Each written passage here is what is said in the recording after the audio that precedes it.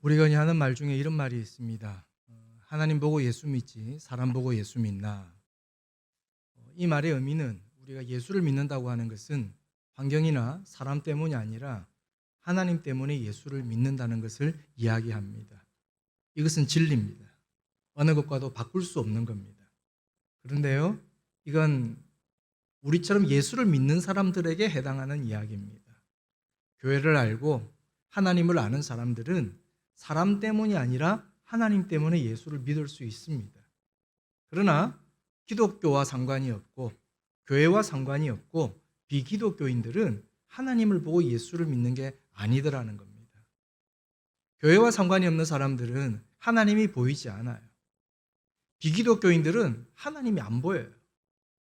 또 믿음의 가정에서 자란 자녀들도 처음에 하나님이 보이는 게 아니에요. 그래서 하나님을 보고 예수를 믿는 게 아니라 처음에는 사람을 보고 교회를 가죠. 그리고 시간이 지나면서 그 사람 뒤에 있는 하나님을 내 하나님으로 믿게 되더라는 겁니다. 여러분이 보실 때 저는 이제 얼굴도 까무잡잡한 약간 베트콩 계열입니다. 그죠? 동남아시아 계열입니다. 다리도 좀 짧습니다. 그런데 저희 집사람은 저와 좀 다르게 미인입니다.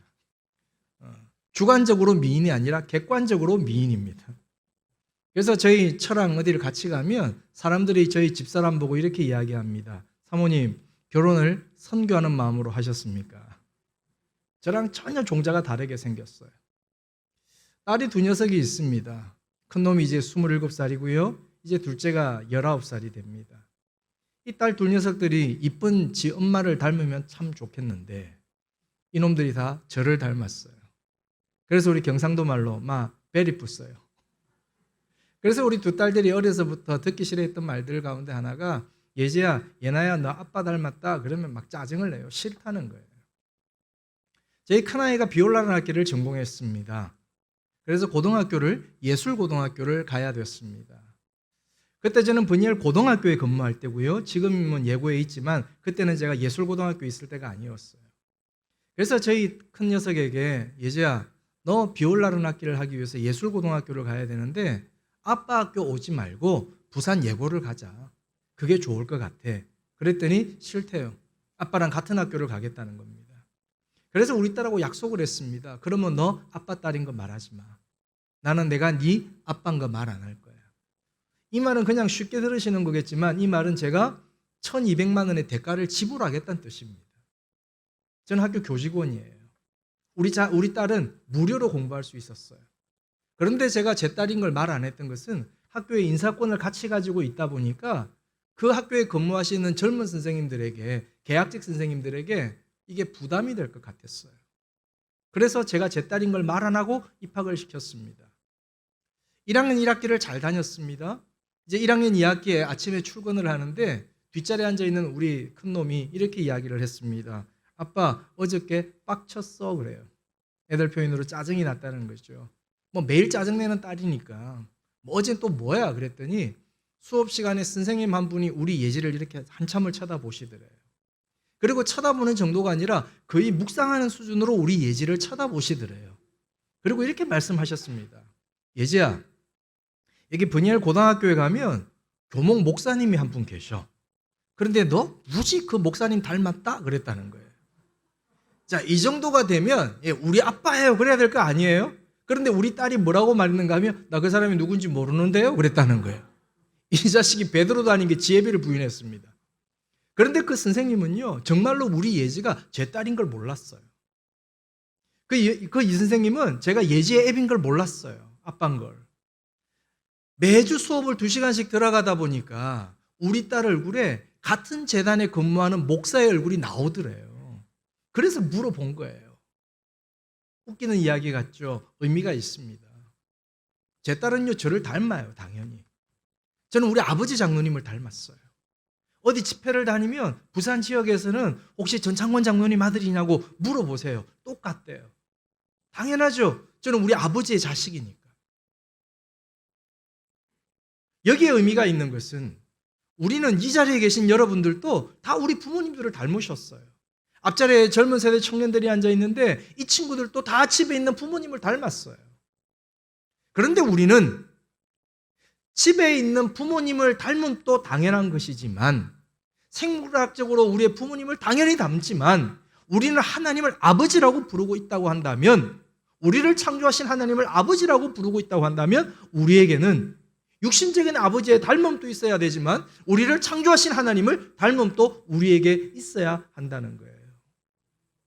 그래서 예수를 믿는다고 하는 것은 그냥 교회를 다닌다가 아니라 우리의 삶을 통해서 하나님을 보여야 한다는 거예요.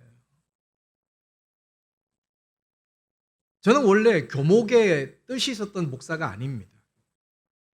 저는 원래 전공이 교육 철학이라는 과목을 전공했습니다. 기독교 교육을 전공하고 박사과정까지 교육 철학을 전공했어요. 제 논문은 지역 교회들이 연합해서 크리스천 스쿨을 만들어서 믿음의 가정의 자녀들을 잘 양육하자는 것이 제가 가지고 있는 논문의 색깔이었습니다. 그런데 하나님께서 뜻하지 않게 제 의지와 상관없이 학교를 강하게 밀어 넣으셨습니다. 아무도 가려고 하지 않았던 학교였고 교목을 몇 개월째 구하지 못하던 학교에 어느 누구도 가려고 하지 않았기에 하나님께서 나를 강하게 밀어 넣으셔서 순종하는 마음으로 부임을 했습니다. 부임을 하고 나서 입학식을 마치고 첫 수업을 들어갔습니다. 첫 수업을 들어갔는데 1학년 5반 아이들인데 이 녀석들이 고등학교에 온 이후에 첫 시간인데 저를 보는 눈이 굉장히 안 좋아요. 싸우자는 눈빛이에요. 그냥 싸우자는 거예요, 느낌이. 그래서 제가 수업 시간에 들어가서 아이들에게 물었습니다. 얘들아, 기독교인 손 들어봐. 그러니 30명 중에 딱 3명이 손을 들었습니다. 그러면 너희들 중에 브니엘 고등학교를 지망해서 온 사람 손 들어봐. 그랬더니 아무도 안 들었습니다. 그리고 그날 알았습니다. 제가 근무했던 부산시 금정구 그 지역에서 브니엘 고등학교는 18 브니엘로 불렸습니다. 재수 없는 학교였습니다. 3가지 이유돼요. 첫째는 기독교 학교라는 거예요. 제가 있는 그 지역에서 한 300명이 한 해에 매년 입학을 하는데 매년 100여 명 정도 되는 학생들이 그 인근에 있는 금정중학교라는 학교에서 저희 학교에 배정을 받아요. 그런데 이 금정중학교는 부산에 유명한 절이 있습니다. 범어사라는 절이 있어요. 이 범어사 불교재단이 하는 학교였어요. 그러니 일주일 전에는 스님이 수업을 했는데 일주일에 목사가 수업을 하니 얼마나 이 종교 대통합에 헷갈리겠어요. 종교가 기독교가 아니라는 거예요. 두 번째는요, 저희 학교는 교통이 굉장히 불편해요. 저희 학교를 오기만 하면 캠퍼스가 너무 예뻐요. 막 드라마도 찍고 영화도 찍고 그러는 캠퍼스예요. 그런데 대중교통이 없습니다. 셔틀을 타고 와야 돼요.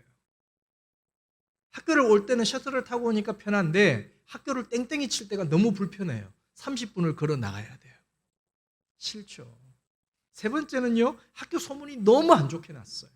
그래서 아이들이 브니엘 고등학교에 배정이 되면 통지표를 찢어요. 어떤 놈은 전학을 가더라고요. 어떤 애는 정말로 자퇴를 하더니까요. 그리고 제가 그날 수업에 들어가서 이 아이들이 이 학교에 오고 싶어서 온 게 아니라 정말로 재수 없어서 이 학교에 왔구나를 제가 안 거예요. 그래서 첫 시간에 제가 아이들에게 이렇게 이야기했습니다. 야, 날 봐. 이 시간 무슨 시간이야? 그랬더니 아이들이 종교요, 성경요 이렇게 대답을 했습니다. 그래, 이 시간은 종교 수업이야. 성경 시간이라고 이야기해. 그런데 목사님, 지금 너희들에게 2가지를 약속할 거야. 첫 번째는 너희들이 졸업하는 날까지 내가 이 시간에 성경 안 가르칠 거야. 너희들이 졸업하는 날까지 하나님 이야기 안 할 거야. 만약 목사님이 성경을 이야기하고 수업 시간에 하나님을 이야기하면 교육청에 고발해. 종교 편향 교육했다고. 목사님 학교 그만두고 나갈게. 두 번째는 너희들이 졸업하는 순간까지 목사님 교회 가자는 말 안 할게. 너희들이 졸업할 때까지 억지로 예배드리라고 말하지 않을게. 너희들이 종교 행사가 있겠지만 싫다면 자습해도 좋아, 안 와도 좋아. 내가 너희들의 종교를 존중해 줄 거야. 만약 이거 어기면 역시 교육청에 고발해. 목사님 학교 그만두고 나갈게. 그런데 한 가지 부탁은 하자. 목사님 수업 시간에 시간마다 5분 동안만 집중해 주라. 5분 수업 들어보고 들을 만하면 듣고 듣기 싫으면 자도 좋아. 그 대신 5분만 집중해 줘. 그리고 5분 싸움을 했습니다. 너무 감사하게 지금 15년 동안 아직 자는 새끼들이 없어요. 앞에 선생님이 재워놓고 나가셔도 한 15분 정도 되면 다 깨요. 그냥 살아가는 이야기를 하고 내가 만났던 사람들을 이야기하고 무엇을 위해서 살 것인지, 어떻게 살 것인지를 우리 아이들과 나누었습니다. 같이 웃어요. 어떤 때는 같이 울기도 해요. 그렇게 한 달 정도를 지났습니다. 한 달 정도를 지났는데 교회를 다니는 아이들이 나를 찾아왔습니다. 오더니 이렇게 이야기를 해요. 목사님, 머리 많이 쓰십니다. 그래요. 그래서 제가 무슨 말이야? 그랬더니 에이, 목사님 머리 많이 쓰시는데요? 에이, 정말로 수업 시간에 목사님 교회 이야기 안 하시던데요? 정말로 수업 시간에 성경 이야기 안 하시던데요? 약속했으니까 안 하지 이놈아. 그런데 뭐가 문제야? 그랬더니 그 다음 하는 말이 에이, 교회 다니는 우리는 다 아는데요? 집에 가서 생각해 봤더니, 집에 가서 목사님 수업 내용을 다 기억해 봤더니 다 교회 이야기던데요. 그런데요, 목사님, 우리 반 애들이요, 전부 다 목사님한테 다 낚였어요. 다 쏟고 있어요. 목사님 그렇게 하는 줄 모르고 애들이 목사님 수업이 좋대요. 좀 전에 목사님 수업 마치고 나갔더니 우리 반 애들이 야, 무슨 종교가 체육보다 더 재밌냐? 그랬다는 거예요. 남자 학교에서 체육은요, 제일 좋은 교과목이에요. 그런데 제가 수업을 마치고 나왔더니 자기 반 친구들이 야, 무슨 종교가 체육보다 더 재밌냐? 그러니 그거 나한테 자랑해 주러 온 거였어요. 저는 그때 15년 전에는요, 수업을 잘할 때가 아니에요. 그런데 저는 지금 수업 되게 잘해요. 교육청에 가서 연수를 할 정도로 저는 수업을 되게 잘하는 선생 중에 하나예요. 그런데 그때는 수업을 잘할 때가 아니에요. 그런데 얘들이 내 수업을 좋아해 준다고 했어요. 제가 곰곰이 생각해 봤습니다. 얘들이 왜 내 수업이 좋을까? 제 수업이 좋은 게 아니라 나를 좋아해 줬어요. 나를. 자기들이 경험했던 선생님들과 달랐어요. 이유는요, 제가 3월 2일 날 부임하고 보니까 인문계 고등학교에 목사는 없어도 되더라고요. 인문계 고등학교의 목사는요, 선생이 아니에요. 가보니까. 인문계 고등학교의 목사는요, 공기 같은 존재였어요. 존재감이 없어요. 어느 누구도 나한테 관심을 아무도 안 가져요. 첫날은요, 심지어는 밥도 굶었습니다. 선생님들도 제가 낙하산 인사인 줄 알고 아무도 관심을 안 가져주세요. 급식실이 어딘지도 모르겠고 밥을 어떻게 먹는지도 모르겠고 그냥 굶었다니까요. 서럽습니다. 오기가 생깁니다. 그래서 이놈들은 어떻게 사는지 10대 아이들의 생활 패턴을 관찰했습니다. 굉장히 단순하게 살았습니다. 종치면 교실에 기어 들어가고요. 종치면 또 미친 듯이 뛰어내려가고요. 또 종치면 교실에 기어 들어가고요. 애들이 쉬는 시간마다 어디 갈까요? 그렇죠. 매점. 그죠. 동신교회는 아주 정상적인 교회입니다. 이상한 교회 가니까 뭐 도서관요 그러더라고요. 아니요. 정상적인 애들은 무조건 매점을 가요. 애들이 쉬는 시간마다 빵 사 먹고요. 빵 사 먹고요. 빵 사 먹고요. 급식 먹고요. 또 빵을 사 먹어요. 그리고 배가 고프다 그래요. 이거는 인간이 하는 행위가 아니에요. 정상적인 인간은 빵을 먹든지 밥을 먹든지 둘 중에 하나거든요. 그런데 이 자식들은 빵 먹고 빵 먹고 빵 먹고 밥 먹고 빵 먹고 또 배가 고프다 그러더라고요. 그래서 제가 그날 알았어요. 이놈들은 일단 인간은 아니구나. 이 짐승의 삶을 살구나. 군인들하고 똑같네. 그리고 제가 그날 수업을 마치고 학교 밑에 있는 이마트에 가서 초코파이를 30만 원치를 샀습니다. 롯데 초코파이 아니고요. 오리온을 샀습니다. 정품을 샀습니다. 그리고 그 다음날 아침에 방송 체프를 5분 짧게 하고 광고했습니다. 배고픈 애들 교목실 와라. 아이들이 이 말에 굉장히 빠르게 순종을 해요. 방송실에서 내려왔더니 1층에 내려왔더니 이미 줄을 쫙 서 있더라고요. 원래는 초코파이를 나눠주면서 아이들과 친해지려고 했던 도구였는데 갑자기 배식이 돼버렸습니다. 쉬는 시간 3번을 하니까 초코파이 30만 원어치가 다 없어지대요. 그리고 뒤늦게 왔던 애들이 초코파이 없다고 했더니 입이 이만큼 나와서 돌아가더라고요. 그리고 그날 오후에 초코파이를 또 샀어요. 그렇게 한 달을 살았습니다. 그렇게 한 달을 살았더니 민심이 저한테 다 돌아왔어요.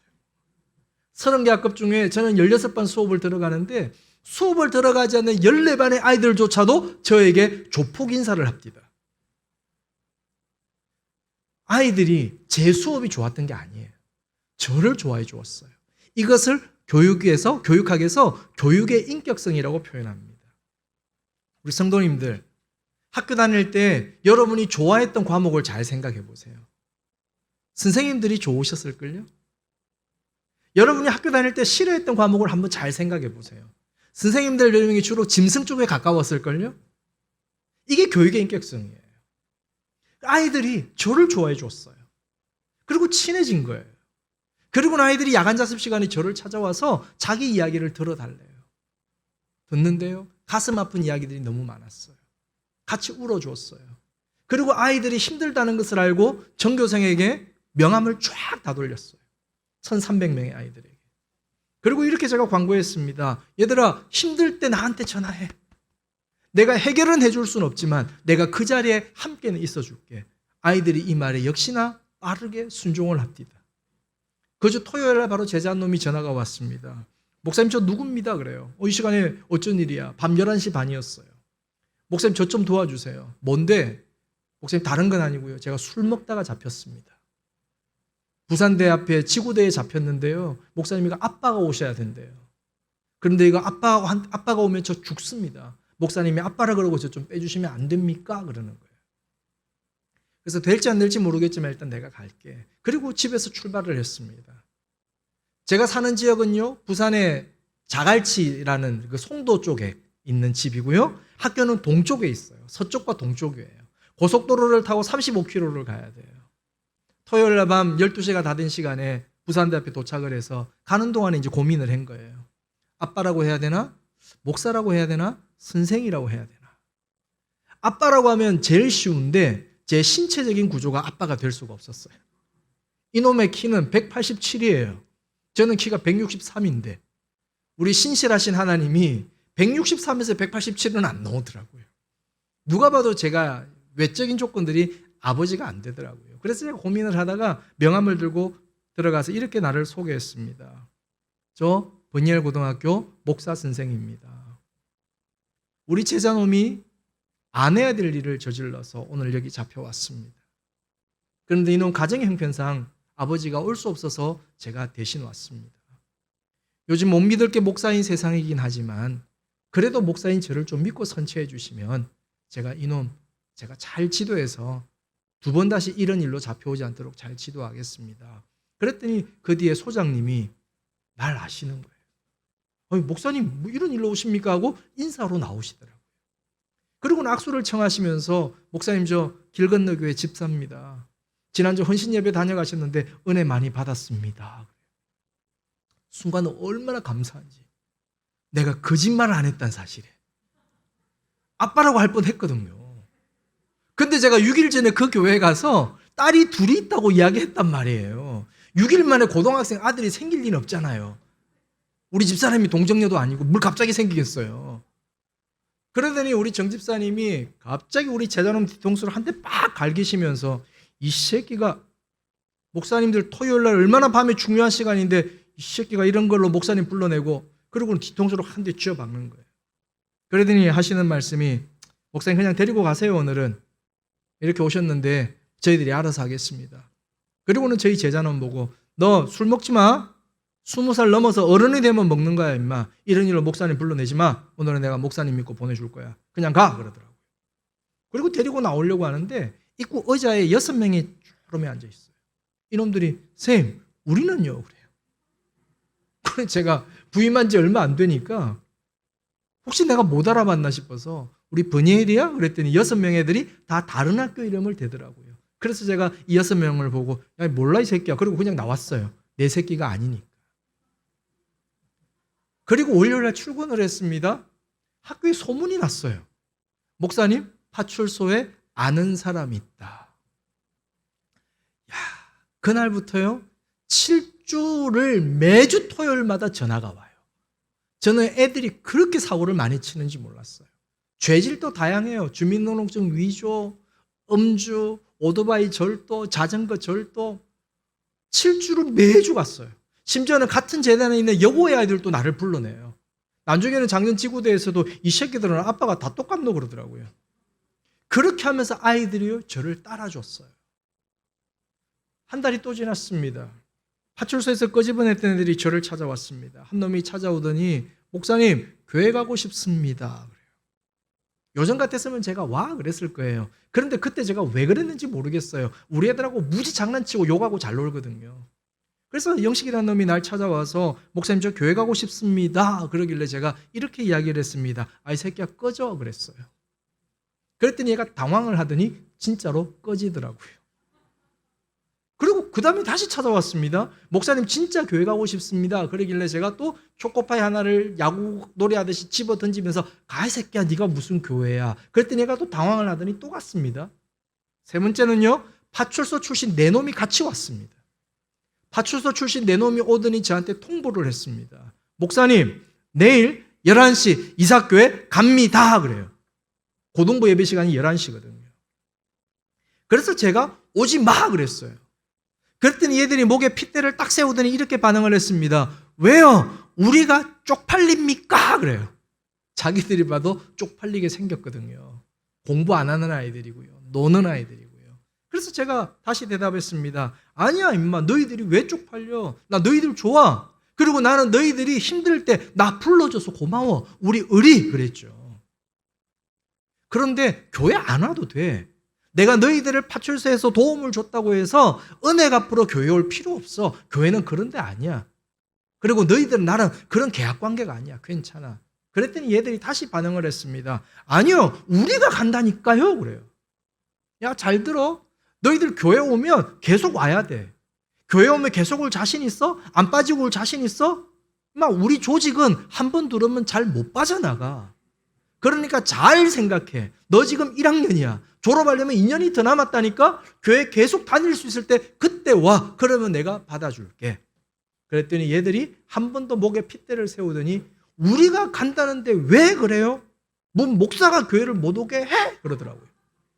그래서 제가 좋아 내가 너희들의 마음을 알았어. 일단 앉아봐. 그리고 자리에 앉히고 나서요. 종이 A4 용지를 한 장씩 나누어 줬어요.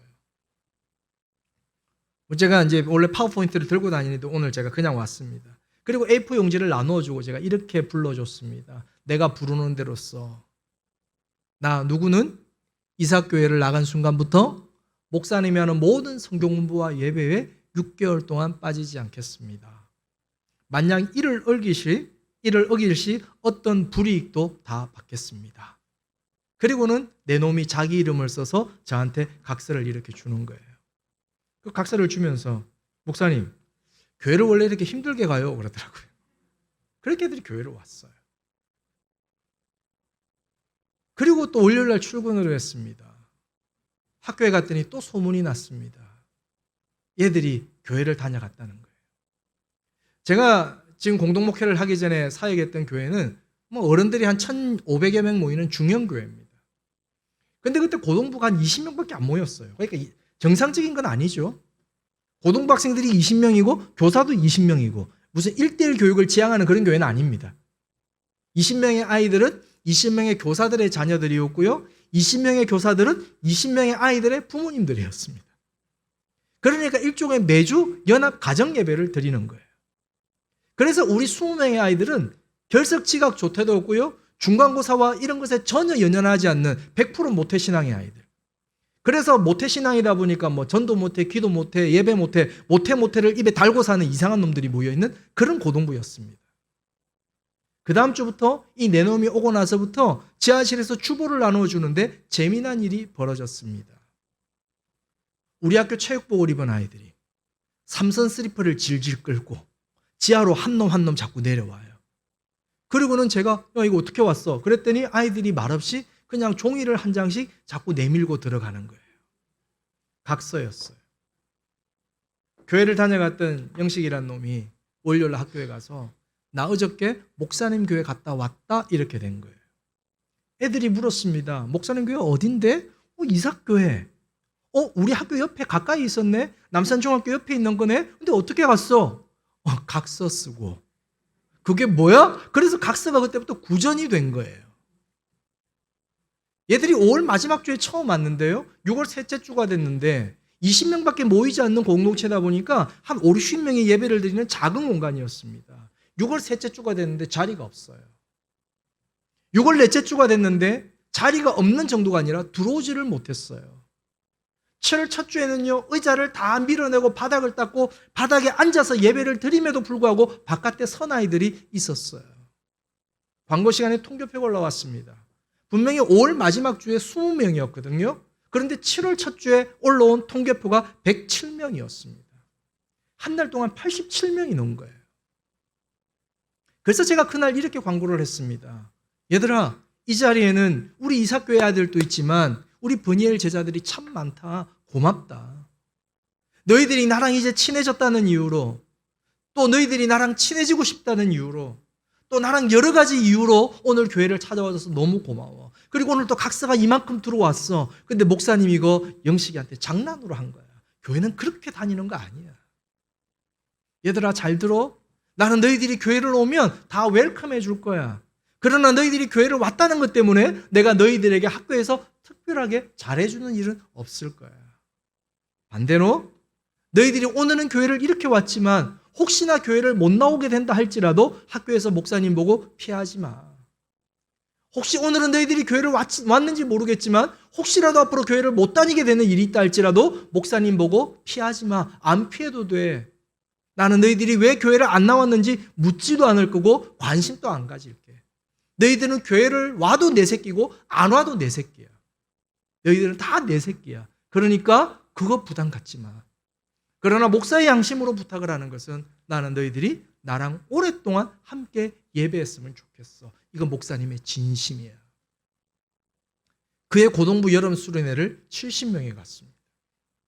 그리고 1년 후에 재미난 일이 벌어졌습니다. 봄에 세례식을 하는데 제 제자들 60명이 집단으로 세례를 받았습니다. 매년 그랬습니다. 그때 제가 사역했던 교회 청년부가 한 40여 명이 모였는데 매년 50명씩 졸업을 시켰더니 청년부가 한 3년 만에 400명이 됩니다. 제가 오늘 이야기를 앞부분에 던진 이유는 굉장히 단순합니다. 저는 지금도 아이들에게 성경을 이야기하지 않습니다. 저는 지금도 우리 아이들에게 교회 가자고 말하지는 않습니다. 오늘도 학교에서 제가 선생님들을 모아놓고 시무 예배를 드리면서 이렇게 설교를 했었습니다. 선생님들, 복음을 전가하려고 하지 마십시오. 성경을 말하려고 하지 마십시오. 그냥 복음으로 사십시오. 성경으로 사십시오. 교회 당을 다니는 사람으로 끝나는 것이 아니라 여러분이 교회로 사십시오. 그러면 우리를 만나는 아이들은 하나님의 얼굴을 경험할 겁니다. 오늘 우리가 다음 세대를 위한 부흥회로 이 자리에 모였습니다. 다음 세대 아이들은 하나님을 보고 믿는 게 아닙니다. 하나님을 보고 믿는 것이 아니라 교회를 보고 그리고 교회 다니는 사람을 보고 교회를 판단하더라는 겁니다. 오늘 성경에 하나님 닮은 사람이 등장합니다. 보아스라는 사람입니다. 그리고 이 보아스라는 사람의 밭에 룻이라는 여인이 우연히 가게 되어집니다.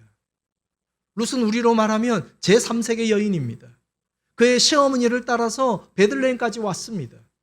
그러나 도저히 살 수 없는 상황 가운데 룻이 그의 시어머니를 책임져야 하니 이삭 줍기를 하러 가기 위해서 그의 어머니에게 허락을 구합니다. 어머니, 제가 누군가의 밭에 가서 이삭을 주워 오겠습니다.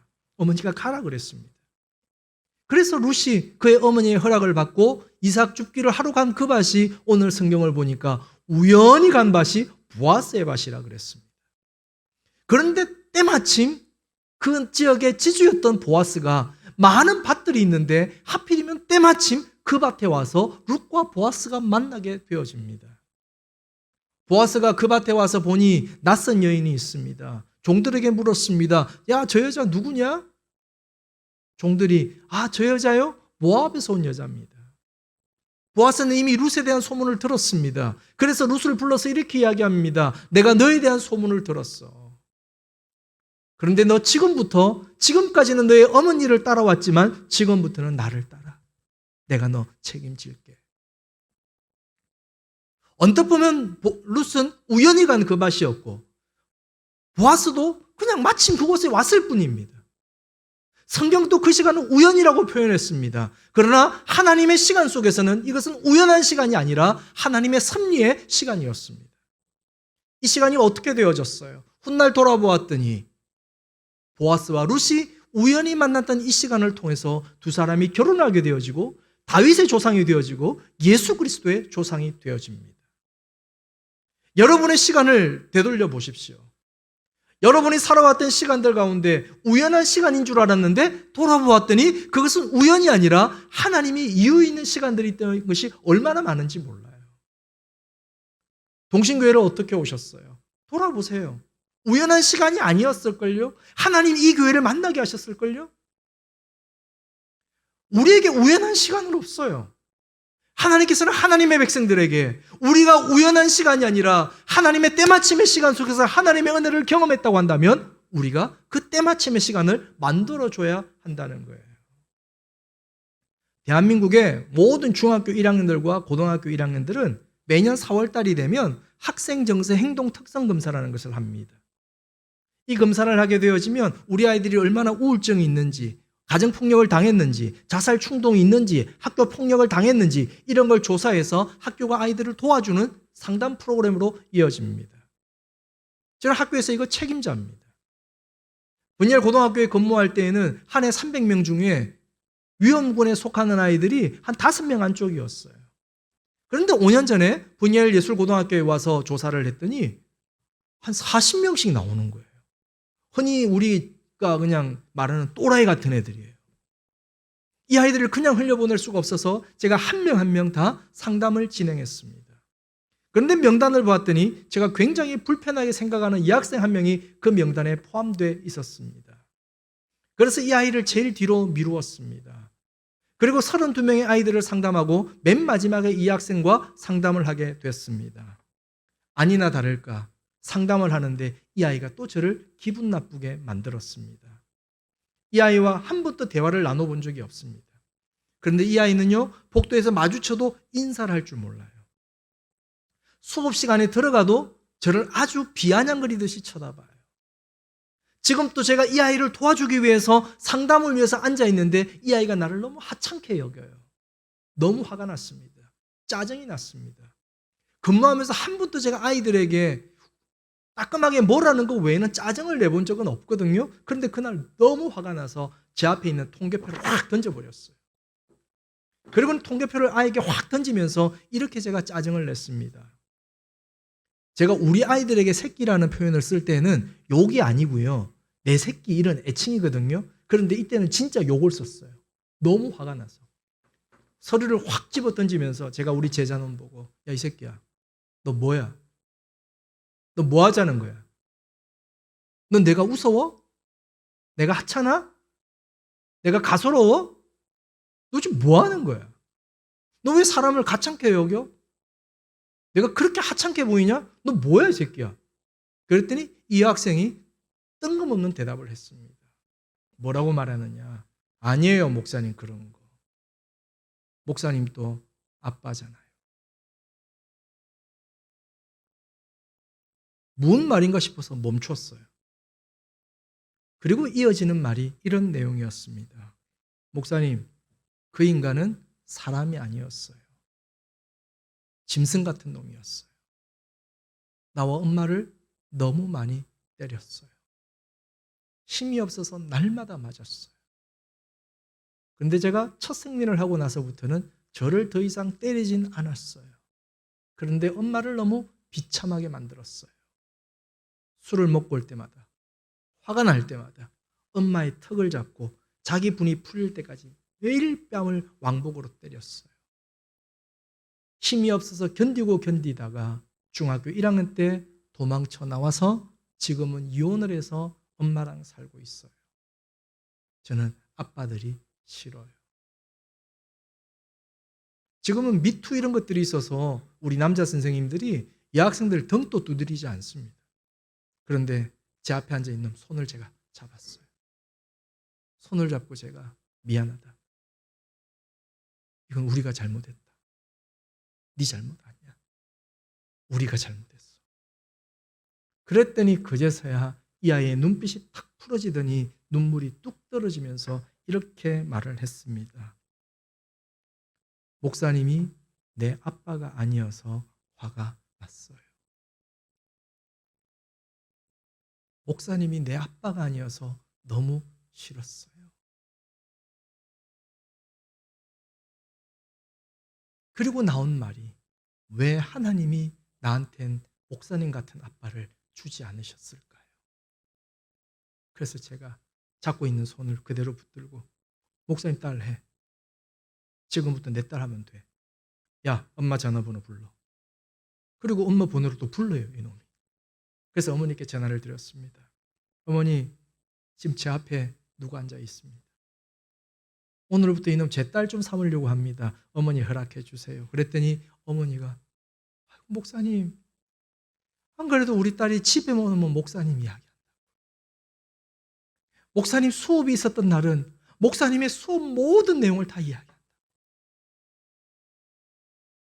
그런데 학교가 너무 힘들어서 자꾸 다른 데 전학 보내달라고 하는 상황이었는데 목사님 우리 애 좀 잡아주세요.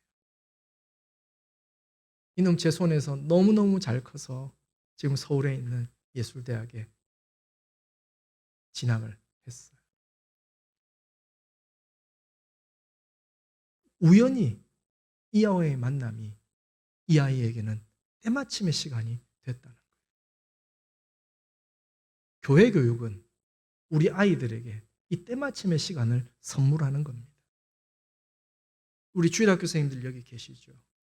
여러분 1월 첫 주에 그 아이들을 배정받을 때에 여러분이 선택한 거 아니시잖아요. 전도사님이나 목사님들께서 그 아이들을 정해서 여러분에게 정해주신 거잖아요. 우연히 받은 거예요. 그러면 그 받은 아이들이 여러분에게는 어떤 존재냐는 거예요. 오늘 이 자리에 계신 우리 어른들에게 다음 세대 아이들은 어떤 존재냐는 거예요. 마태복음을 보게 되면 귀신 들린 딸을 둔 어머니 이야기가 나옵니다. 귀신 들린 딸을 둔 어머니가 예수님께 나왔습니다. 그리고 이렇게 이야기합니다. 주님, 내 딸이 귀신 들렸습니다. 좀 불쌍히 여겨주세요. 예수님께서 도와주시면 좋겠는데 그거 거절하셨어요. 나는 내 백성을 위해서 왔지 이방인들 위해서 오지 않았어. 아주 여인의 자존심을 뭉개버렸어요. 그랬더니 이 어머니가 포기하지 않고 예수님께 이렇게 이야기합니다. 주님 맞습니다. 그런데 개들도 주인의 상에서 떨어진 부스러기 주워 먹지 않습니까? 자기를 개로 칭합니다. 그리고 예수님께서 이 어머니의 믿음을 보시고 귀신 들린 딸을 고쳐주셨어요. 학교에서 근무하다 보니 이 말씀이 조금 다르게 다가왔어요. 질문입니다. 대답을 해주셔야 돼요. 귀신 들린 딸이 힘들었을까요? 엄마가 힘들었을까요? 엄마가 힘들죠. 엄마가 힘들어요. 저희 학교에도 2학년에 몸에 장애가 있는 애가 있어요. 우리 어머니의 소원이 뭔 줄 아세요? 우리 애보다 하루 늦게 죽는 거예요. 불편한 몸을 가지고 살아가는데 딸아이가 너무 불쌍하니까. 지금은 내가 있으니까 우리 아이가 힘을 내서 살아가는데 내가 죽으면 어떨까? 그게 걱정이 되셔서 이 아이보다 하루 더 사는 게 엄마의 소원이래요. 이게 엄마의 마음이에요. 귀신 들린 딸보다 엄마가 더 힘들어요. 그런데 이 어머니가 예수님께 나와서 주님, 내가 내 딸 때문에 너무 힘듭니다. 그렇게 말하지 않았어요. 주님, 내가 내 딸 때문에 너무 어렵습니다. 주님 좀 도와주세요. 그렇게 말씀하지 않으셨어요.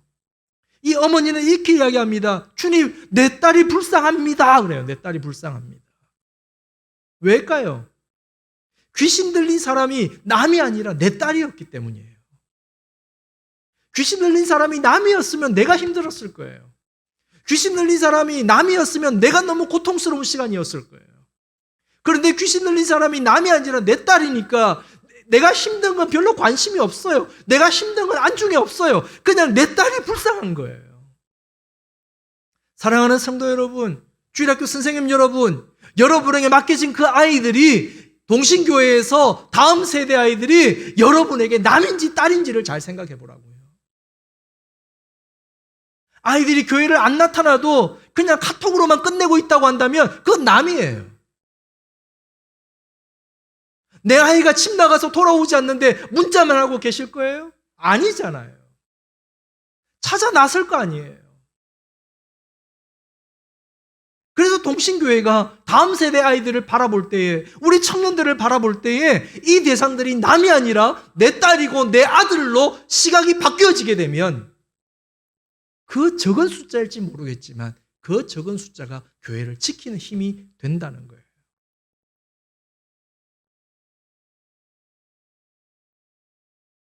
보아스가 룻에게 이 은혜를 베푼 거예요. 너 다른 데 가지 마. 한눈 팔지 마. 내가 너 책임질 거야. 이것이 교회의 모습입니다. 교회는 다음 세대 아이들을 책임지는 곳이에요. 물론 실력은 학교에서 쌓겠죠. 하지만 학교에서 가르쳐주지 않는 것들이 교회에 있습니다. 우리 제자들이 개독교라 부릅니다. 이제는 개독교란 말이 보통 명사가 돼버렸죠. 개 같은 기독교. 제자들에게 물었습니다. 얘들아, 너희들 왜 자꾸 개독교라고 하니? 그랬더니 이렇게 대답을 합니다. 목사님, 기독이 기독답지 않잖아요. 교회는 다니지 않으면서도 이놈들이 교회에 대한 기대가 있더라는 거예요. 그리고 시간이 지나면서 이 아이들이 개독교라고 부르던 아이들이 우리 번예를 통해서 기독교로 바뀌어집니다. 입학할 때 10%도 안 되던 아이들이 졸업할 때가 되면 70%가 내가 기독교인이라고 고백을 합니다. 그것은요, 우리 학교에 우연히 왔던 그 아이들에게 우리 선생님들이 힘들고 어렵지만 남이 아니라 내 딸로, 내 아들로 여기고 있기 때문입니다. 몇 해 전에 추석을 앞둔 목요일 오후에 제자 하나가 저를 찾아왔습니다. 목사님, 상담 좀 해주십시오. 그런데 9월 달에는 제가 우리 아이들 입시 지도 때문에 굉장히 바빠요. 그래서 제가 그날은 미안한데 9월 말에 만나자. 지금 목사님 너무 바빠. 내가 9월 말에 너 부를게. 그랬더니 제자 녀석이 목사가 시간이 안 된다고 하니까 네, 그러고 돌아섰어요. 그런데 공교롭게도 저는 야간 자습 시간에 아이들을 상담하는데 그날따라 오후 2시에 찾아온 제자인데 왠지 내가 지금 얘를 잡아야 되겠다는 마음이 처음 들었어요. 그리고 그것도 마지막이었어요. 일과중에 상담하는 게. 그래서 제가 나가는 놈을 불렀어요. 야, 들어와. 너 지금 급한 것 같네. 무슨 일이야? 무슨 시간이야? 목사님, 영어 시간입니다. 그럼 일단 앉아봐. 그리고 담당 교과목 선생님과 담임쌤께 제가 허락을 구하고 결석 긋지 말라고 말하고 제 수업 시간에 반장을 불러서 자습을 주고 일과중에 상담이 시작이 됐습니다. 저는 우리 애들하고 이놈 저놈하고 놀다가도 상담하러 오면 15년째 질문은 똑같은 질문을 던집니다. 목사님이 뭘 도와줄까? 그랬더니 제자놈이 이렇게 대답을 했습니다. 목사님, 저는 엄마가 4명입니다. 제가 이때까지 만났던 아이 중에 엄마가 제일 많은 아이였습니다. 그래서 분위기가 좀 썰렁해서 제가 썩은 개그를 던졌습니다. 아빠가 능력자시네. 웃습니다. 물었습니다. 그럼 너 지금 누구랑 있어? 4번째 아줌마랑 살았습니다. 형제관계는 어떻게 되니? 1살 밑에 여동생이 있습니다. 엄마가 다른 동생이니? 아니요. 첫 번째 엄마가 우리 낳고 내 5살에 내 동생 4살에 우리 버리고 집 나갔습니다. 그리고 이혼했습니다. 그런데 아빠가 계속 결혼하셨구나. 결혼은 아니고요. 아줌마들이 계속 와서 살았어요. 그런데 2번째, 3번째 아줌마는 우리를 많이 괴롭혔어요. 그리고는 1학년 1학기 때는 한 번도 보지 못했던 제자의 왼손이 제 눈에 들어오는데 새끼손가락 2마디가 없어요. 조심스럽게 물었습니다. 내가 네 손으로는 처음 봤다. 혹시 그래서 다친 거야? 네. 왜? 2번째 아줌마가 제 7살이에요. 그냥 자꾸 꼴 보기 싫다고 집 바깥으로 나가라고 쫓아내길래 안 쫓겨나려고 문을 자꾸 매달렸더니 내 손을 떼내려고 문을 계속 열고 닫아서 손가락에 찢겨서 손가락이 잘린 거예요. 7살이에요. 이 아이가 할 수 있는 것은 그 밤에 택시 운전하는 아버지가 교대하고 돌아오는 그 시간까지 수건으로 흐르는 피를 감싸고 있는 것이 이 아이가 할 수 있는 전부였어요. 의식을 잃었죠. 아빠가 왔더니 난리가 났습니다. 얼마나 급했든지 끊어진 손가락을 같이 가져가야 되는데 그냥 가는 바람에 손가락 없이 그대로 봉합이 되어버렸습니다. 아줌마를 쫓아냈습니다. 3번째 아줌마는 술만 먹으면 애들을 옷을 벗겨서 집 앞에 세워둔대요. 그래서 또 동네 사람들이 누구 아빠 왜 애 엄마는 자꾸 애들을 바깥에 내보내? 그러면 죽어. 좀 그렇게 하지 말라 그래. 그래서 또 계속 싸우다가 또 헤어졌답니다. 그리고는 제자놈이 중1이 되었을 때, 이제 초등학교 4학년이 되었을 때에 이 아이들을 할머니 집에 맡겼습니다. 그리고 아버지가 한동안 혼자 사셨답니다. 그리고 중1이 됐을 때에 4번째 아줌마를 만났습니다. 그런데 가끔씩 만날 때마다 잘해주더래요. 앞에 두 번째, 세 번째 아줌마와는 달리. 그래서 중학교 2학년 2학기 때부터 이 아줌마랑 한 집에 살면서 엄마라고 불렀답니다. 다행이다 그랬습니다. 그런데요, 목사님, 아빠가 사는 게 힘들었던가 봐요. 제가 입학하기 일주일 전에 아빠가 목매달아서 자살했어요. 제가 눈으로 봤어요. 17살이. 제가 한참을 멈추었어요. 내가 감당하기도 힘든데 이 17살 된 아이가 그걸 어떻게 감당하겠어요? 조심스럽게 물었습니다. 그러면 너희들은 누가 돌봐주셨니? 네 번째 아줌마가 우리 봐주셨어요. 그런데 지난 토요일부터 어저께 수요일까지 목사님 일이 좀 있었어요. 이런 내용이에요.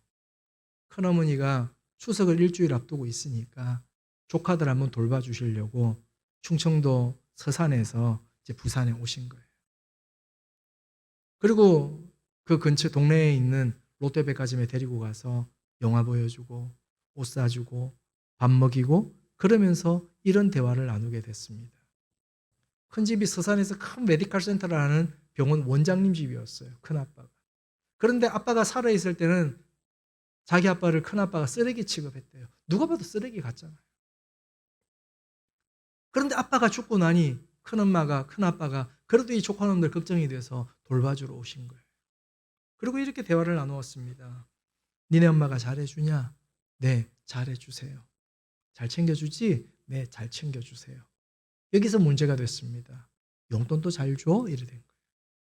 그랬더니 우리 제자놈이 큰엄마 용돈 필요 없어요. 저 아르바이트도 하고요. 주말에 일도 하고요. 그리고 월급 받으면 제가 우리 동생한테 용돈도 주는데요. 이래 됐어요. 그랬더니 큰어머니가 화를 버럭 내더래요. 무슨 소리야? 왜 네가 돈 벌어서 네가 왜 용돈을 줘? 니네 엄마가 용돈 안 줘? 그러길래 큰엄마 제가 번다니까요. 무슨 소리 하냐고. 너희들 생활비 힘들지 말라고 큰엄마가 4월 달부터 매달 500만 원씩 생활비 보내고 있었는데 얼마나 큰 돈이에요. 그 제자놈이 아니요 몰라요 그랬더니 말 안 해? 예, 말 안 했어요. 그래서 큰엄마가 이상하다 싶으셨던지 그럼 이사는 했냐? 이래 됐어요. 무슨 이사요? 니네 엄마가 너희 집에 아빠 귀신 나온다고 자꾸 아빠 귀신 나온다고 이사 가야 된다 그래서 큰엄마가 5월달에 7천만 원 보냈어. 그리고 6월달에 이사했다 그러던데? 그래서 큰엄마가 필요한 거 사라고 1,000만 원 더 보내줬는데? 우리 제자놈이 이사 안 했는데요. 누가 봐도 이상하잖아요. 그래서 큰어머니가 지금 집에 누가 있어? 엄마 있어요. 그러면 우리가 지금 한 이야기 말하지 마. 그냥 큰엄마가 와서 너희들 옷 사주고 갔다 그래. 일단 큰엄마 갈게. 그리고 큰엄마가 가셨어요. 얼마나 큰엄마가 찜찜하셨던지 4일이 지나고 수요일 날 학교에 와서 외출 허락을 구하고 이 제자를 데리고 집에 갔습니다. 그리고 그 아줌마가 없는 틈에 몇 가지를 딱딱 찾으니까 카드 명세표가 나오고 통장 출입금증이 나오는데 쓴 내역들을 보니까 다 사치, 퇴폐, 향락이에요. 큰엄마가 얼마나 화가 났겠어요. 큰엄마가 부들부들 떨더니 이 도둑년 경찰에 쳐넣어야 되겠다. 이거 신고해야 되겠다. 그리고 막 전화를 하려고 하는데 우리 제자놈이 큰엄마를 붙들고 이렇게 사정을 했습니다. 큰엄마 모른 척 해주세요. 그냥 모른 척 해주세요. 그러면 우리 누구랑 살아야 돼요? 17살짜리의 대답이에요. 그런데 큰엄마가 이건 큰엄마가 해결할 수 있는 일이 아니야. 일단 학교 가자. 큰아빠랑 의논하고 큰엄마가 연락 줄게. 그리고 아이를 학교에 데려다 주고 가셨어요. 집은 정리하고 가야 될 거 아닙니까? 그냥 가버렸어요. 아줌마가 나갔다가 왔더니 누가 다녀갔어요. 보니까 도둑 맞은 건 없어요. 자기 신상만 틀려 있어요. 여동생은 중3입니다. 5시가 되니까 집에 왔을 거 아니에요. 들어오자마자 애를 때리기 시작했어요. 오늘 무슨 일이 있었어? 동생은 몰라요. 몰라. 계속 맞다가 쓰러진 거예요. 제자놈이 야간 자습을 마치고 10시에 집에 왔더니 들어오자마자 한 잔이 알딸딸하게 된 아주머니가 제자놈 머리끄댕이를 잡고 부엌에 오더니 찌짐 붙이는 이거 붙이개 있잖아요. 그걸로 애를 때리는 거예요. 한 딱 두세 대 맞으니까 왜 맞는지 느낌이 오더래요. 동생 널브러져 있는 것도 보이고.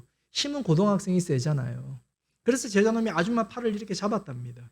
그리고 부침개를 빼들어서 싱크대에 던져놓고 아줌마를 벽에 밀치면서 이렇게 이야기했대요. 그래도 엄마라고요. 엄마 그랬대요.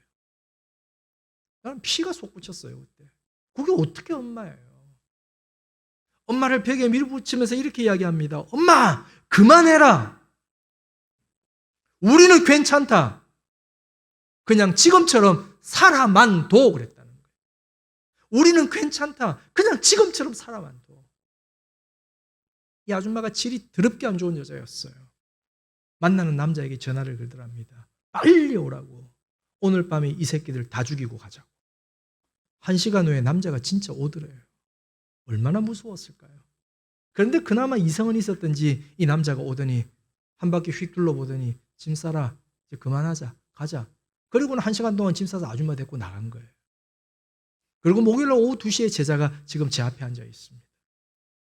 물었습니다. 내가 뭘 도와줘야 되니? 목사님 다른 건 아니고요. 나는 괜찮은데 혹시 아줌마가 우리 동생 괴롭히면 어떡해요? 학교 마칠 시간이 다 돼 가는데 지금 내가 여기에 있어야 될지 동생한테 가야 될지 어떻게 해야 될지를 모르겠어요. 그래서 제가 네가 할 수 있는 거 아무것도 없어. 그냥 있어. 그리고는 제 학교 스쿨폴리스에게 전화를 걸었습니다. 박 경장님 부탁이 있습니다. 제가 K중학교 교무실에 전화를 해둘 테니까 이 아이의 안전규가를 좀 부탁드리겠습니다. 자세한 내용은 제가 저녁에 다시 전화 드릴게요.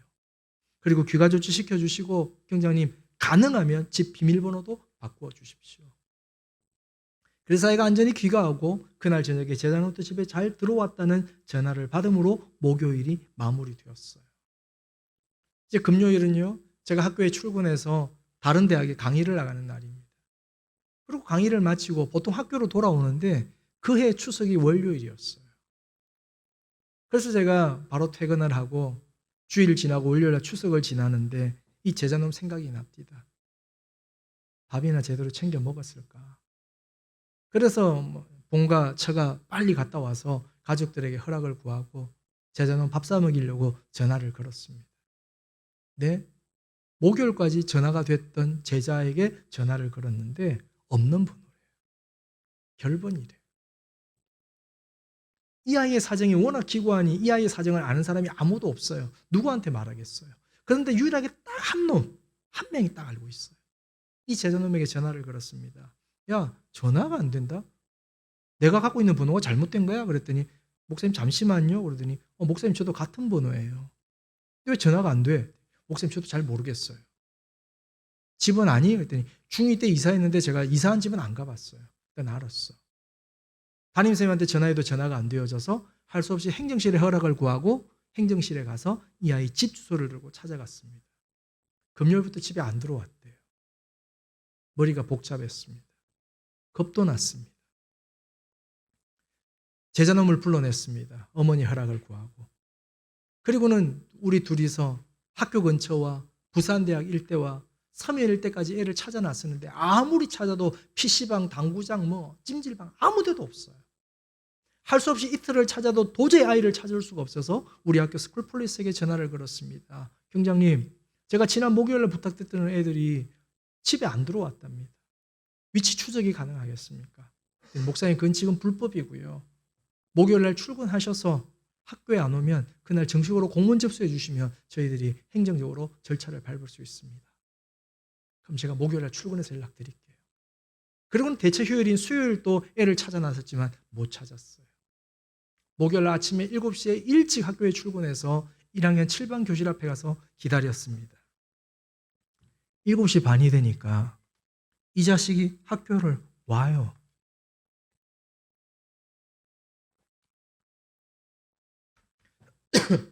반가운데 화나는 감정 아십니까? 반가운데 안심은 되는데 몸이 일단 반응을 하대요. 먼저 애를 발로 차버리더라고요, 제가. 발로 애를 그대로 차버리면서 제가 이렇게 이야기했습니다. 야, 이 새끼야. 지금 네가 학교를 와? 그랬더니 애가 당황하더니 그럼 학교를 오지요. 그래요. 야, 전화가 안 돼, 임마. 뭐야? 그랬더니 목사님 저 전화번호 바뀌었어요. 그래요. 왜 바꿔, 임마? 그랬더니 큰엄마가 아줌마가 전화 온다고 해서 전화기 바꿔 주셨어요. 그리고 새 전화기를 호주머니에서 꺼내는 거예요. 근데 너 왜 집에 없어, 임마? 어디 갔었어? 그랬더니 예, 목사님 저 큰 집 갔다 왔어요. 1분이 안 되는 그 짧은 시간에 얘가 나를 볼 때 내가 완전히 개또라이예요. 정신 나간 사람이에요.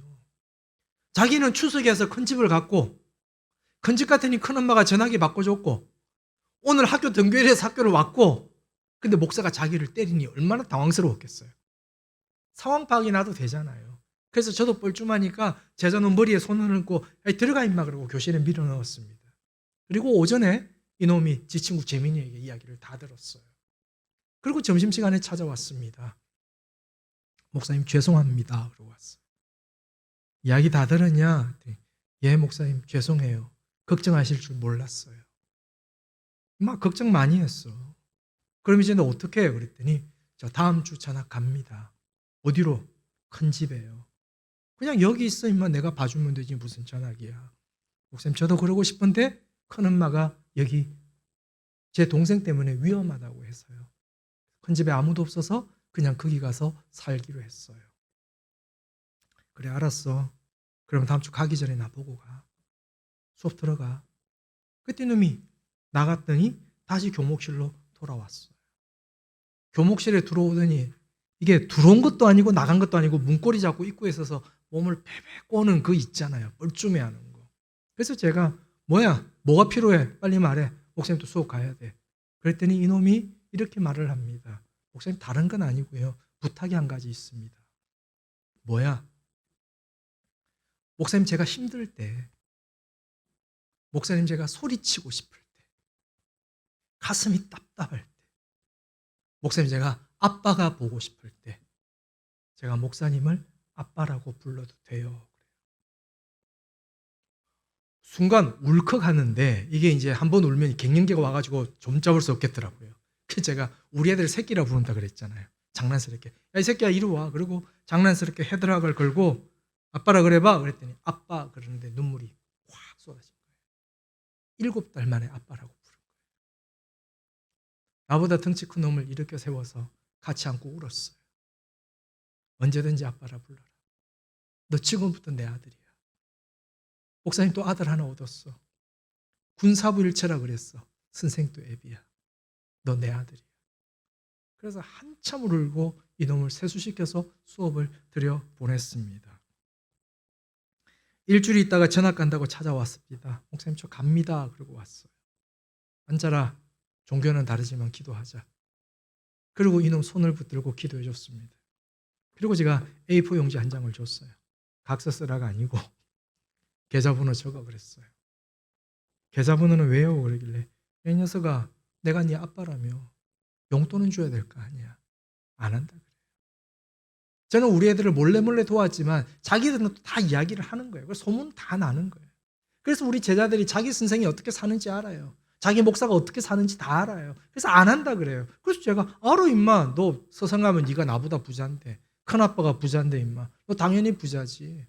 그런데 계속 줄 거 아니야. 너 고등학교 졸업할 때까지만 용돈 보낼 거야. 이거 안 쓰면 너 내 아들 아니야. 써 임마. 그랬더니 농협 계좌를 적습니다. 그래서 우리 제자놈 1학년 10월 1일부터 고등학교를 졸업하는 12월 1일까지 매월 1일이면 제자놈 통장에 아들 사랑이라는 글자로 매달 용돈이 15만 원씩 들어가는 거예요. 전학 가고 나서 그 다음에 2월 달에 전화가 왔습니다. 물론 전화가 자주 왔지만 그의 2월의 전화는 좀 특별한 전화였습니다. 목사님 저 다음 주가 아빠 첫 제사입니다. 그렇게 1년이 지나갔구나. 잘 견뎠다. 잘 버텼다. 그래서 전화 드렸습니다. 왜? 그랬더니 큰엄마가 저보고 제사 지내지 말라고 하셔서요. 이유가 있냐? 그랬더니 이제 이런 이야기를 하는 거예요. 큰엄마가 우연히 조카 통장을 정리하다가 1월 달에 통장을 찍었더니 아들 사랑해 그래서 10월, 12월, 10월, 11월, 12월, 1월 4번에 걸쳐서 15만 원씩 들어와 있더래요. 그러니 큰엄마가 놀래가지고 우리 제자놈 보고 여기 뭐야 물은 거예요. 그랬더니 우리 제자가 이거 우리 목사님 보내주시는 거예요. 그렇게 된 거예요. 큰아버지가 부산의 고신대 의대 출신이셨습니다. 고등학교도 미션스쿨을 나오셨습니다. 큰어머니도 중학교는 미션스쿨을 나오셨습니다. 종교는 기독교가 아니었지만 교목이 뭔지는 알고 계셨어요. 두 분이 이 문제를 가지고 한 달 넘게 고민한 거예요. 한 달 넘게 의논한 거예요. 세상에 어떤 교목이, 세상에 어떤 선생이, 더군다나 지금은 그 학교 학생도 아닌데 왜? 무엇 때문에? 그래서 이분들이 내린 결론이 그렇다면 우리 조카놈 목사님께 맡기지 뭐. 그래서 불렀습니다. 너 제사 지내지 마. 그래서 제자놈이 물었습니다. 큰엄마 왜요? 그랬더니 너 목사 아들이잖아. 목사님 어떻게 해야 돼요? 그리고 전화가 온 거예요. 그리고요 목사님 저 몰래 교회 가고 있었는데 큰엄마가요 저 교회 가는 줄 모르니까 목사 아들이 교회 안 간다고 겁나 뭐랬어요. 저 이제 교회 마음대로 가도 돼요. 그래서 이렇게 대답을 했습니다. 그래 일단 큰엄마께 감사하다고 전해드려. 너도 알다시피 너도 신앙이 들어가면 어느 날부터 제사 안 지내게 될 거야. 근데 큰엄마가 지내주신다니까 감사하다 그래. 그리고 너 스스로 예배를 드릴 수 있는 상황이 됐을 때 네가 네 동생과 함께 예배 드리면 돼. 고맙다고 말씀드려. 그래서 이 제자놈이 서산에 있는 교회에 가서 그해 봄에 세례받고 그 봄에 학습받고 가을에 세례받고요. 지금은 부산대학에 합격을 해서 제 곁으로 다시 돌아왔어요. 이놈 첫 등록금을 제가 냈어요. 국가장학금은 나왔지만 그래도 내가 애빈대 하는 마음으로 우리 집사람 보고 여보 200만 원만 줘 그랬더니 200만 원은 왜 그러길래 이놈 대학 입학하는데 등록금 내가 내주고 싶어 그랬더니 우리 집사람이 지 딸은 등록금 융자 내더만 그래도 군소리 안 하고 또 200만 원을 만들어 주더라고요. 그래서 제가 또 다시 우리 집사람 보고 이렇게 이야기했습니다. 그래도 얼마나 감사해. 국립대학이고 인문대학인데 제일 싼 데 갔잖아. 이놈 군대 갔다 와서 지금 신앙생활 너무 예쁘게 잘합니다. 이놈이 전학 가고 나서 그 주에 1학년 7반 아이들이 단체로 교회를 왔습니다. 보면 알잖아요. 단체로 왔다는 거. 그래 어떻게 왔는가를 보니까 이 재민이라는 놈이 친구 별명이 아모예요. 아모. 이거를 풀면 아가리 모터예요. 모터의 느낌 아시죠? 팍 돌아가는 거. 입을 소문을 너무 잘 내는 놈인 거예요. 우리 제자놈이 전학 가고 나서 이놈이 다 까발렸어요. 야 이런 일이 있었다? 그러니까 그 반의 반장 민성이가 쇼크를 받은 거예요. 우리가 해야 될 일을 목사님이 해주셨네. 우리 친구의 일인데 목사님이 다 해주셨네. 그리고는 HR 시간에 학급회의 할 때 이렇게 안건을 냈답니다.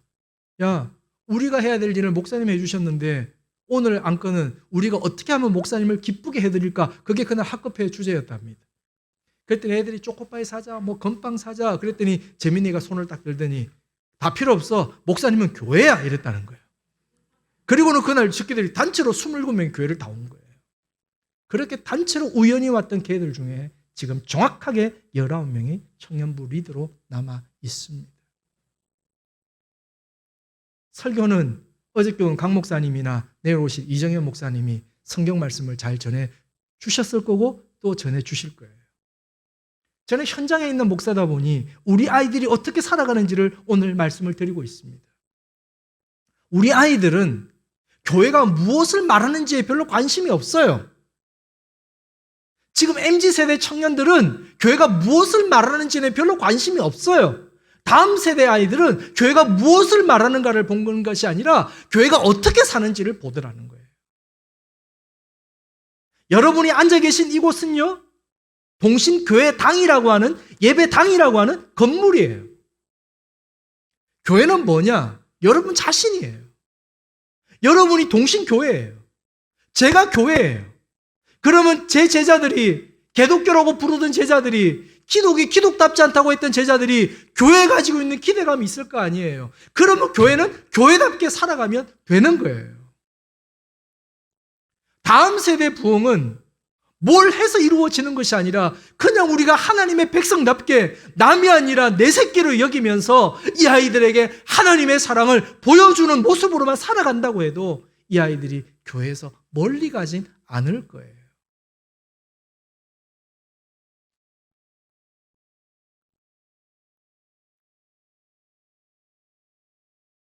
우리 둘째 녀석이 3년 전에 입교 문답을 할 때에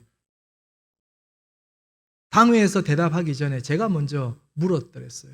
혹시 당회 가서 또 부끄러움을 당할까 봐. 제가 우리 예나 보고 이렇게 물었습니다. 예나야, 니 하나님 살아계신 거 믿냐? 그랬더니 우리 애들이 저한테 반말을 하거든요. 예나야, 너 하나님 살아계신 거 믿냐? 그랬더니 우리 애가 그러면 안 믿나? 그러더라고요. 그걸 어떻게 믿니? 그랬더니 그걸 꼭 말로 해야 되나? 그러면 예나야, 너한테 하나님은 어떤 하나님이야? 그랬더니 우리 둘째 놈이 저를 아주 한심한 듯 쳐다보면서 뭔 질문이 걸러? 이러더라고요. 사랑의 하나님 그런 거 있잖아. 너한테 하나님이 어떤 하나님이야? 그랬더니 중3짜리 딸이 이렇게 대답을 했습니다. 아빠, 하나님을 어떻게 그렇게 표현할 수 있어? 아빠, 나는 하나님이 매일 달라. 어떤 날은 하나님이 나한테 한없이 약속만 하셔. 어떤 날은 하나님이 나를 따뜻하게 안아주기도 하셔. 어떤 날은 하나님이 나한테 부담도 주셔. 어떤 날은 하나님이 무섭기도 해. 아빠, 하나님 나한테 매일 달라. 그런데 어떻게 하나님을 한마디로 말해? 그러는 순간에 내 딸이 앞에 있음에도 불구하고 눈물이 뚝 떨어집니다. 이놈은 진짜 하나님을 만났구나. 그래서 다시 물었어요. 그럼 너 어떻게 그거 안 거야? 그랬더니 중3짜리 딸이 이렇게 말합니다. 아빠, 엄마 아빠 사는 거 보면 다 안다. 엄마 아빠 사는 거 보면 다 안다.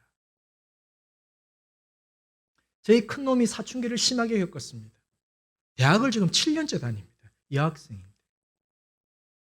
얼마나 방황을 하고 겉으로 겉돌았는지 모릅니다. 그런데 26살에 작년에 돌아오면서 저한테 이렇게 이야기를 했습니다. 아빠가 아빠 제자들에게 하듯 나 기다려줘서 고마워. 아빠 기다려줘서 고마워. 집에서의 아빠와 학교에서 아빠가 똑같아서 너무 고마워. 이제 걱정하지 마. 이제 멀리 안 갈 거야. 여기 있을 거야. 그러더니 11조를 탁 떼기 시작합니다. 말씀의 결론입니다. 우리가 살아가는 시간은 사실 다 우연한 시간들입니다. 우리가 만나는 아이들도 우연히 만나는 아이들입니다. 어쩌면 오늘 이 집회도 저에게는 우연한 집회입니다. 그러나 이 우연한 시간이 훗날 돌아보았을 때는 누군가에게는 때마침이 되더라는 겁니다. 동신교회가 우리 다음 세대 아이들에게 이 때마침을 선물하는 교회가 되어지기를 바랍니다. 여러분 가정의 자녀들에게, 이 교회 다음 세대 청년들에게 동신교회가 때마침을 선물해 주시기를 바랍니다. 그것이 바로 삶으로 가르치는 거예요.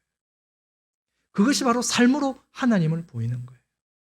그것이 바로 교회가 살아가는 방법이에요. 이 하나님을 드러내고 살아가는 동신교회 교사들, 성도님들, 그리고 다음 세대 청년들 되시기를 간절히 소원합니다. 아버지 하나님, 짧은 시간 학교 현장의 이야기를 나누면서 우리 다음 세대 아이들을 향한 마음들을 나누었습니다. 남이 아니라 내 아들로 내 딸로 여기게 하시고 더 많이 기다리고 인내하는 은혜들이 우리 안에 있도록 주님 함께하여 주시옵소서. 많이 모이면 좋겠지만 하나님은 수와 환경에 의해서 결정되어지는 것이 아니라 한 사람에 의해서 또 남겨진 그루터기에 의해서 일하시는 하나님인 줄을 우리가 믿사오니 하나님께서 남겨두신 동신교회 다음 세대 아이들을 통하여서 하나님의 이름들이 계속 이어져 가게 도와주시옵소서. 예수님의 이름으로 기도드리옵나이다. 아멘.